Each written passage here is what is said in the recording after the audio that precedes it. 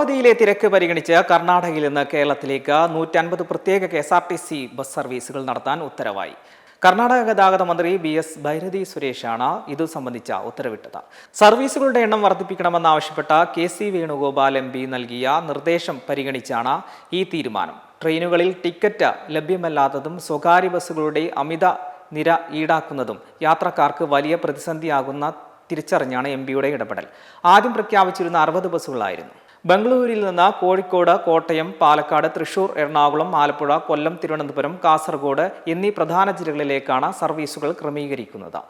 ഓണം ആഘോഷിക്കാനായി നാട്ടിലേക്ക് പോകുന്നവർക്കായി ഈ മാസം 21 മുതൽ 25 വരെയാണ് കർണാടകയിൽ നിന്നുള്ള കേരളത്തിലേക്കുള്ള സർവീസുകൾ ഷെഡ്യൂൾ ചെയ്തിരിക്കുന്നത്. തുടർന്ന് ഇവിടങ്ങളിൽ നിന്ന് കർണാടകയിലേക്ക് തിരികെ പോകേണ്ടവർക്കായി 27 മുതൽ 30 വരെയുള്ള ദിവസങ്ങളിലും മടക്ക സർവീസുകളും ലഭ്യമാക്കിയിട്ടുണ്ട്.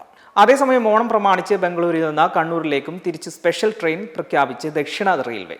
ഓഗസ്റ്റ് 20 വ്യാഴാഴ്ച എക്സ്പ്രസ് സ്പെഷ്യൽ ട്രെയിൻ ബംഗളൂരിൽ നിന്ന് കണ്ണൂരിലേക്ക് പുറപ്പെടും. ഓഗസ്റ്റ് 21 വെള്ളിയാഴ്ചയാണ് കണ്ണൂരിൽ നിന്ന് മടക്കയാത്ര നിശ്ചയിച്ചിരിക്കുന്നത്.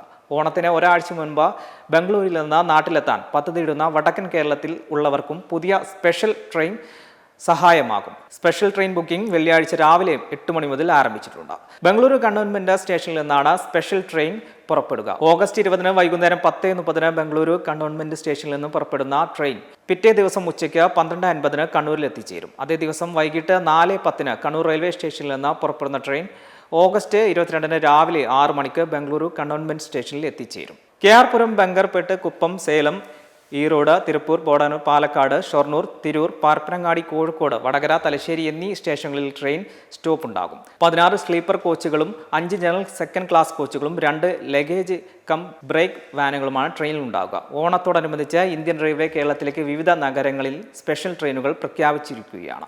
ഓണം പ്രമാണിച്ച് കേരളത്തിലേക്ക് 100-ലധികം സ്പെഷ്യൽ ട്രെയിനുകൾ സർവീസ് നടത്തുമെന്ന് ട്രെയിൻ റെയിൽവേ മന്ത്രി അശ്വനി വൈഷ്ണവ് പ്രഖ്യാപിച്ചിരുന്നു. മെമ്പർമാരുടെ നിക്ഷേപങ്ങൾക്ക് ഉയർന്ന ലാഭവിഹിതം നൽകുന്ന കേന്ദ്ര സർക്കാർ സഹകരണ registered society Bharat Lajna multi state housing cooperative society limited.